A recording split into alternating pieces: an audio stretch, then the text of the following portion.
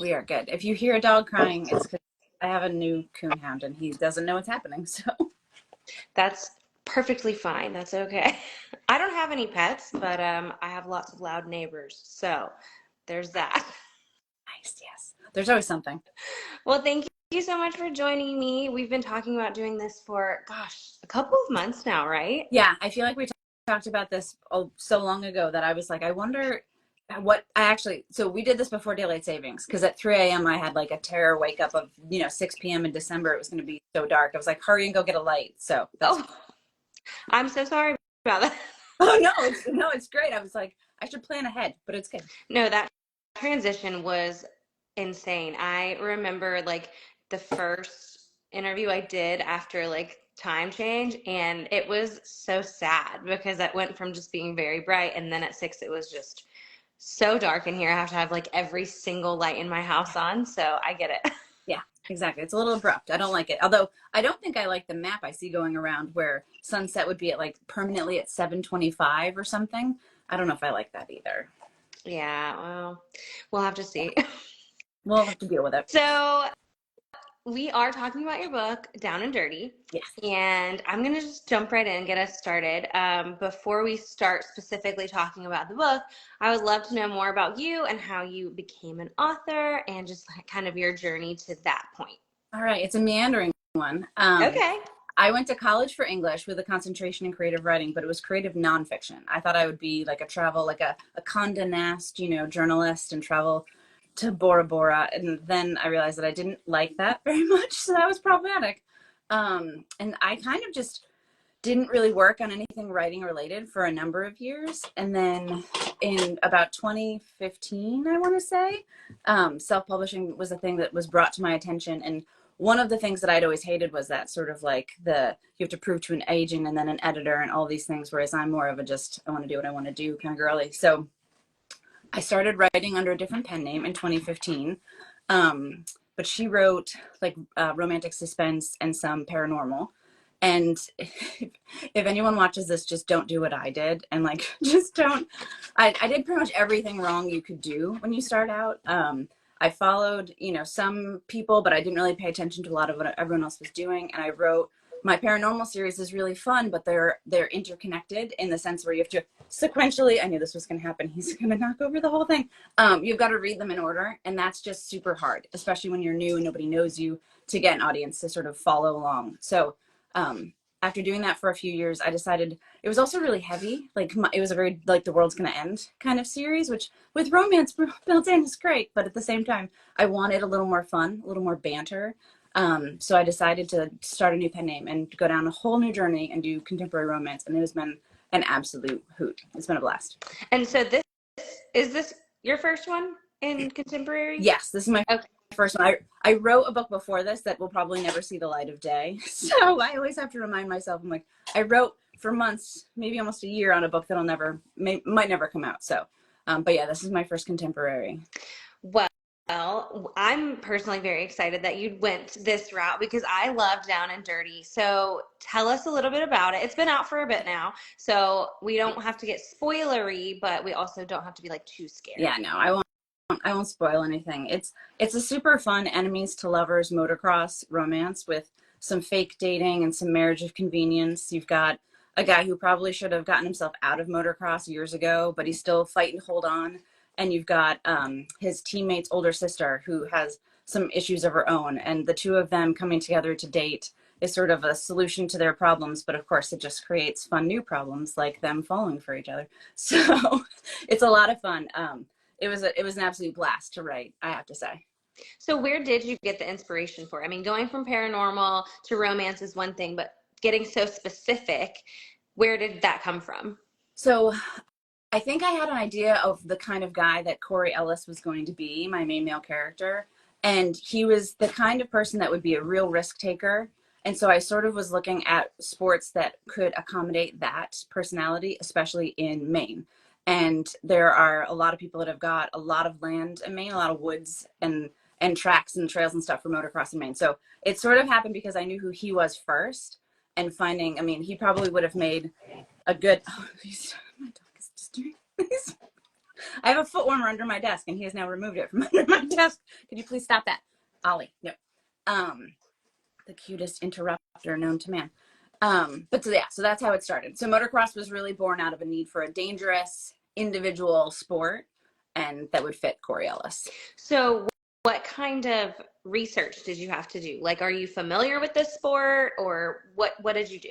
So I had heard about it, like I knew the gist of what it, but I mean the vernacular, the number of glossaries I consulted online, and the hours upon hours of taped races and vlogs. Like, I have to say the motocross community is fantastic because you can watch vlogs from guys that are just coming up, you know, they're amateurs that are on these teams that are not sponsored versus guys that are on the Red Bull team, and you can see what their day is like. And then you've got the Red Bull sort of branded material, and then you've got the actual races. There was a ton of material, and I spent so many hours on my couch on my laptop just watching it and getting really into it, which was, I think, pretty funny because it was something that I was, you know, I've watched more traditional sports my whole life. I've never been like super into motocross, but now I'm like, oh, what are the guys up to this week?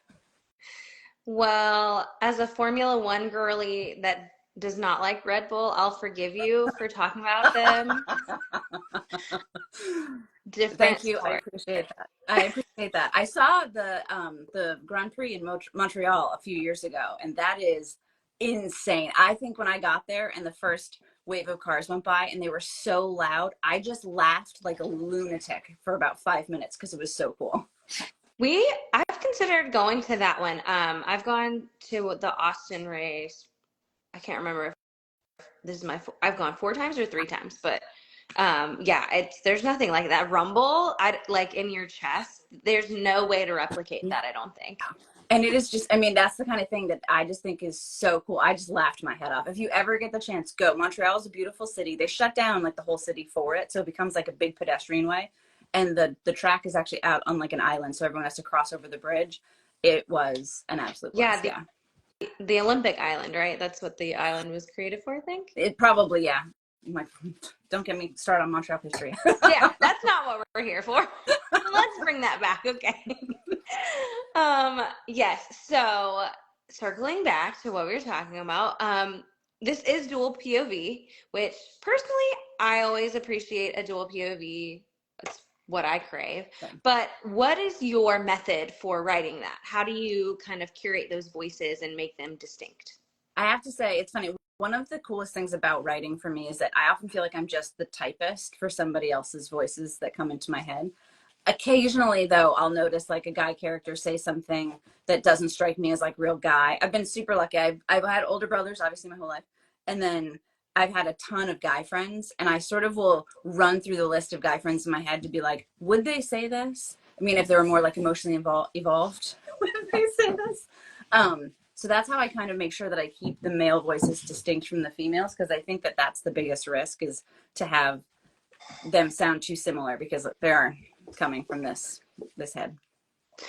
That's always what I like. That's what fascinates me, because I feel like you just have to really be able to get yourself in a different place to write, because obviously you're your own person. So, like, really, simmering it down to these distinct voices, I'm always very curious how people approach it. But with Corey, he's a really interesting character because he's obviously got this like bad boy, playboy reputation. And as you quickly find out as the reader, he isn't that at all. So I'd love to know more about like why you wanted to, you're good. Why you wanted to talk about like an emotionally in touch male character who is in a very masculine sport. I think it's sort of born out of my hope that there are lots of men in the world, not even just in like a masculine sport, but that have the ability and like have that stuff going on internally. They just don't necessarily have the vocabulary or the opportunity to get it out into the world. So I think some of it's just like straight up optimism. And then the other part is, again, it's all of those male relationships I've had in my life where like I do feel like they have that going on inside. Like rarely are they as completely obtuse as they come across. Can you not do that? Stop. He's biting my leg. I swear he's not an actual puppy. He's 3. I don't know what's happening. But yeah, so that's where like I wanted to be able to. I love the juxtaposition of like a super tough, sort of conceptually masculine in our world, you know, sort of arena filled with just as much heart and just as much emotion and just as much sort of sentimentality about stuff. Because Corey is a very sentimental guy. And again, give me a wounded, damaged hero like any day of the week. Well, going into that, this book does explore pretty heavy topics: parental death, there's tense co-parenting, infidelity. So, painful situations. Right. So, how do you go about writing with care about these types of things? This is going to be the greatest interview of your life. um, I really, that part, I feel like it comes equal parts externally. And then also, I just draw from my own sort of experience, like having been, I mean, I think we've all been, at your friend's house when their parents start arguing and it's like super awkward. And like, you can kind of like, the ability to empathize, I think, is inherent in all art. And so for me, it's just a matter of sort of which of those awkward and sort of awful situations am I going to pull from, and dispense them upon my character. But then luckily they come from the crazy brain with a lot of their own good material. Well, it's appreciated. I enjoy it very much.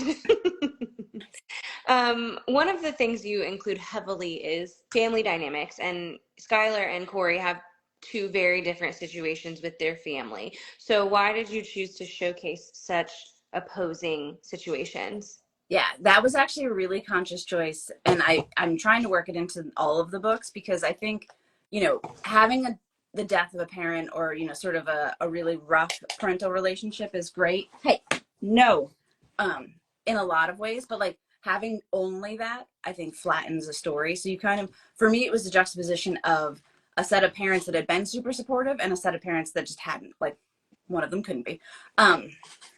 So that, like, the family dynamics is one of my favorite things about the small town romance genre.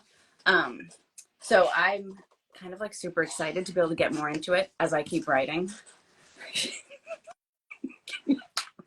um, but that one specifically, like if Corey was gonna have a crappy relationship, I needed Sky's parents to be like that, the kind of parents that like you knew when you were in high school. That like one of your friends had those parents if they weren't yours. Well, kind of shifting gears a little bit, no pun intended there. Um, Good one. Yeah, well, uh, um, one of the things that is obvious from the very beginning is the chemistry that the two characters have. Like they start out and there's this real, just like, I think more on Skylar's side than Corey, just this like dislike and just this like, ugh. Um, and of course that always lays the groundwork for some really like sizzly chemistry. So why do you think it's important to tell like sex positive stories, especially where women are not really ashamed at all of, you know, seeking pleasure? Honestly, that it was when I saw your question about that, I love that. I was like, oh yeah, no, that's true. I hadn't, in this one instance, I actually hadn't done that on purpose, but I think to your point, I know my own, I have had some crappy, sexual experiences. So have all of my girlfriends, but, for a variety of reasons.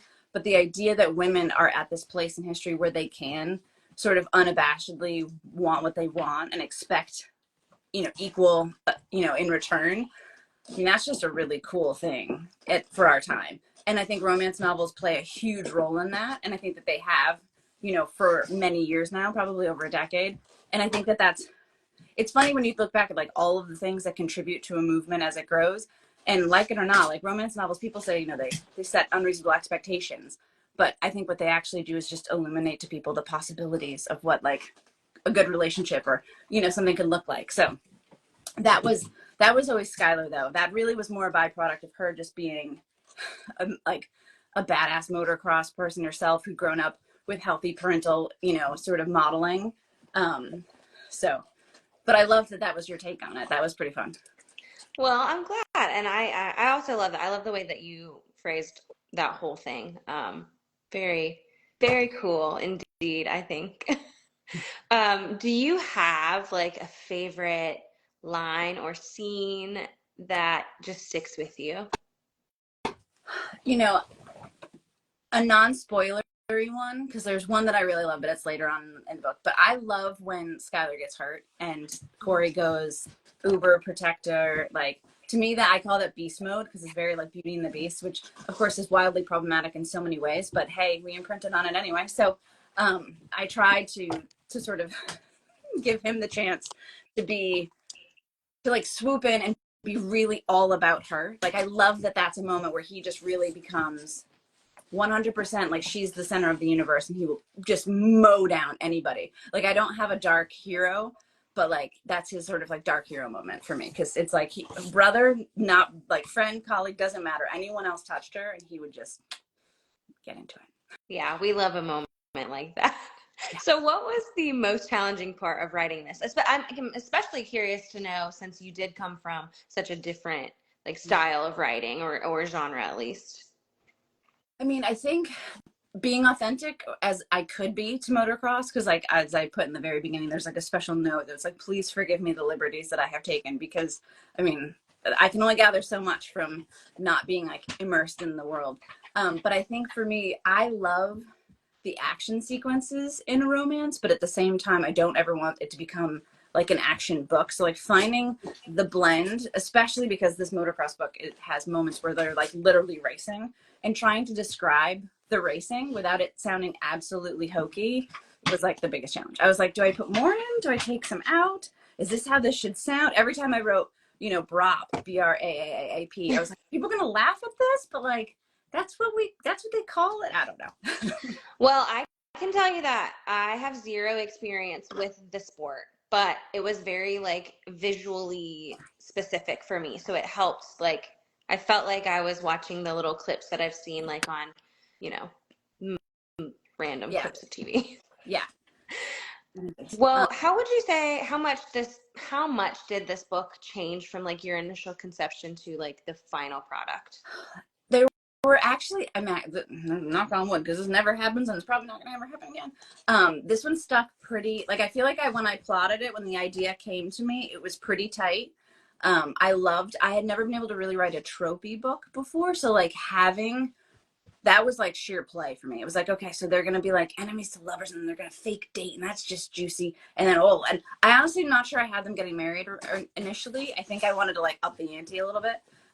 But for the most part, like it kind of came out of my cerebellum like this. There was like some timing things that shifted in after my first editor saw it, but beyond that, it kind of came out of the container. Well, I love it so much. Like, I just feel like I keep recommending it to people. Like, if you're looking for a sports romance, especially one, that is like not written about as much, like this one is the way to go. So I appreciate that so much. Honestly, it's one of those things where like you write a book that like you think you like and you hope other people will like, and you just kind of like throw it out into the world and pray. Well, if readers could only take away one thing from this book, what would you want it to be? I mean, aside from just having like a good time, like I like to think of my books as just being like a fun escape. One of the things that I really loved about how this book ends is that they both, like, marriage is a two-way street and like relationships are a two-way street, and they both have to come to an understanding about each other. I don't like any relationship or book or in real life where it feels like the woman has to give up more than the man.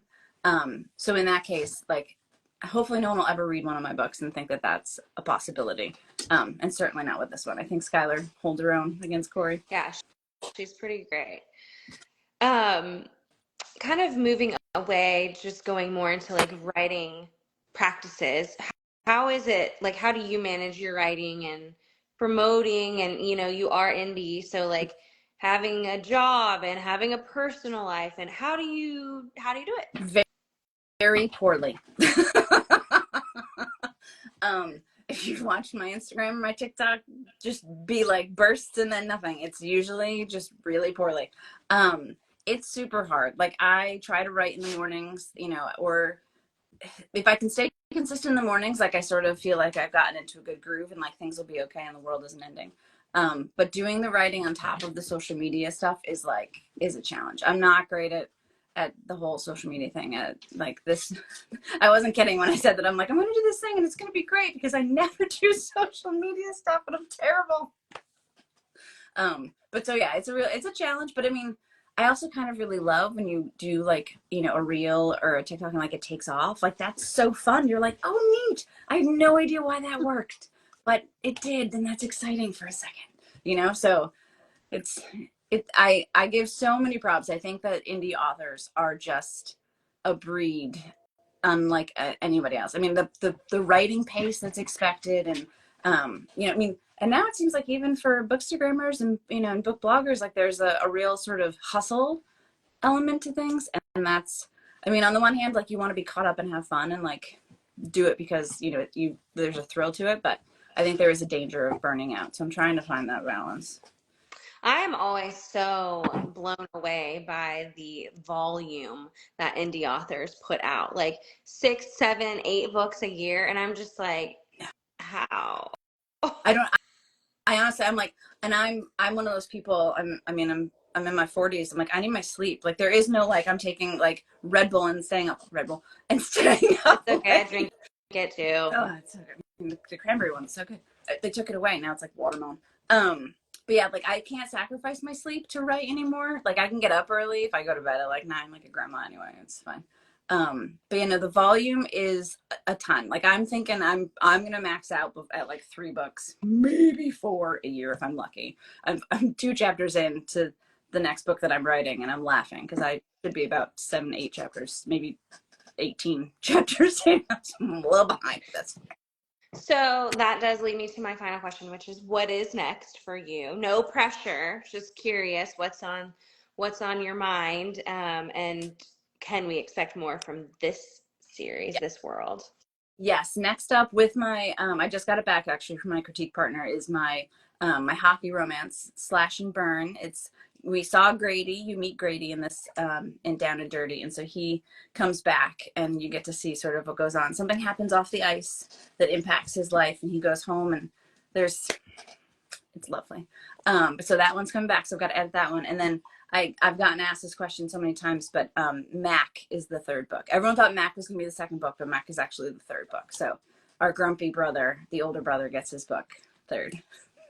I like that order. I was definitely, I mean, I know it's the way you wrote it, but I'm definitely more like right at this moment, like craving Grady. Yeah. So I think I like Yeah. that. Oh yeah, you'll be craving Grady. You'll get a lot of Grady. Let's just put it that way. I feel like this one has a few more steamy scenes than Down and Dirty it is. So I think someone was like, there might be a couple too many, and I'm like, really though? Is that possible? No, don't listen to that person. Do you have any like, hopeful timeline for that? So fingers crossed, if everything goes well, I should be able to get Slash and Burn, which is book 2, out by end of March. That is the goal. And then Mac's book, again, should I get my writing groove, would be probably about June. Very cool. Well, that's so exciting. Again, I loved this story so much. I'm really excited to continue the series. So thank you for taking the time to chat with me about it. Thanks for being patient and waiting and getting it all here and No, thank you. hanging out with me.